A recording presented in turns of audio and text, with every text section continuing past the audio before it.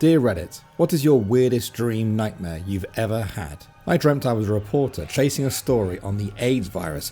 I was alone on some deserted boardwalk when a woman suddenly approached me and said, "Here's your story," and tried stabbing me with a syringe. We fought and struggled and I woke up punching my wall in a cold sweat. The syringe was either the cure for AIDS, the story, or AIDS. If the stranger injected it into you, this might have happened to you when you woke up. You found the cure for AIDS, you got the story, you got AIDS and died. Well, this person did the maths.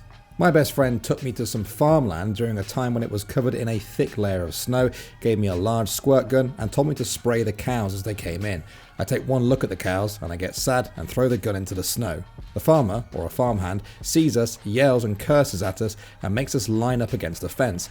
I swear to God that it was all my friend's idea. The large mob of people consisting of everyone I know gathers around to watch this unfold, and at some point my friend says something to me. In that moment I fly into this murderous rage, grabbing him by the throat and screaming, "You son of a bitch, I'll kill you, you, you." His face is getting redder and redder with every squeeze. Finally my mom pulls me away and I let him go. Yo, what the f***? 2 weird dreams. 20 years from now, my future wife and I buy my former high school and turn it into a house. Had a wife in the military, either deployed or deceased, and around 10 to 12 children. I told these 2 dreams to my friend, and he stitched them together to form what he calls the prophecy. Dude, your dream wife is a badass for having 10 children while on active duty military. Walking into a castle and ending up in a giant room full of different breads. Guess I was craving bread. Let's get this bread. The first night we got my pet cat when I was a little girl, I dreamt for 2 nights that she would stop at nothing to kill me. She even killed my mother in one of my dreams. There were no gory details, thank goodness, but I vividly remember the cat sitting on my mother's corpse saying, "Your mother is no help to you now." I really loved the cat at the time, so I'm not sure where this came from. That is horrifying. I had this reoccurring dream. I'm in my town centre and I see a huge mushroom cloud exploding in the distance. It's fast approaching and I jump into the fountain in the last second since I'm extremely slow.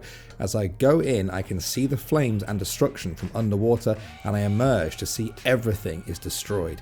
I'm having this dream since I was 5 to 6 years old and it gets me every time. I'm 24. Through all those years, were you ever like, "It won't go in the fountain"? Being chased through an abandoned hospital Scooby-Doo style by the 1940s Wolfman while everything was black and white. I'm imagining the hallway shot where they keep showing up in different doorways. I hear an organ instrumental of the Scooby-Doo theme song right now. I overslept once because I had a dream that I was in a church and Soldier Boy was being baptized.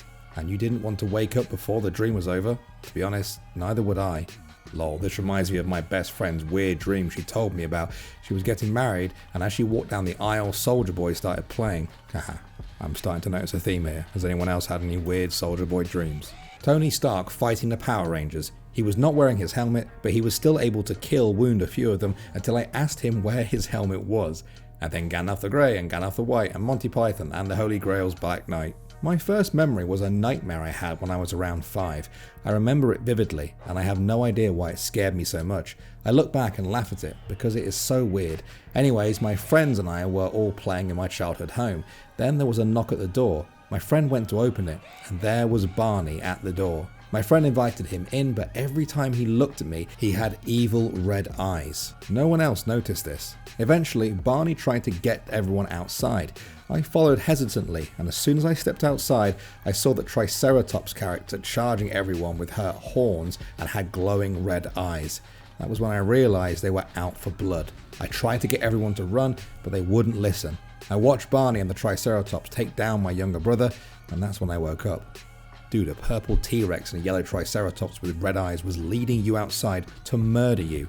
How the hell is that not scary?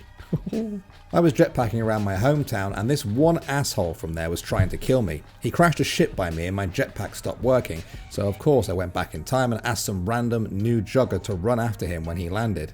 Did he catch him? I didn't stick around to find out. Pretty sure the naked man died though. An American hero. I was a child and had just watched The Predator with Schwarzenegger. In my dream, the Predator was hunting me.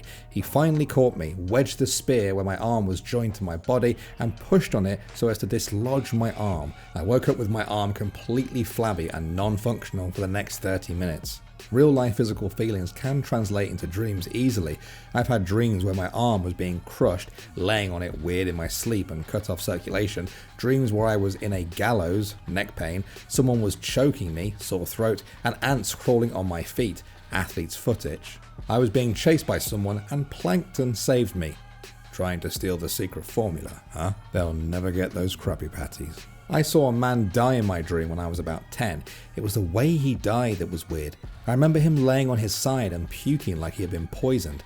The puke changed colour, texture and consistency every time he puked. Eventually he was eaten by parasites from the inside. When I woke up, I asked myself why I would ever dream of something like this and if something was wrong with me. Just happened that one time though.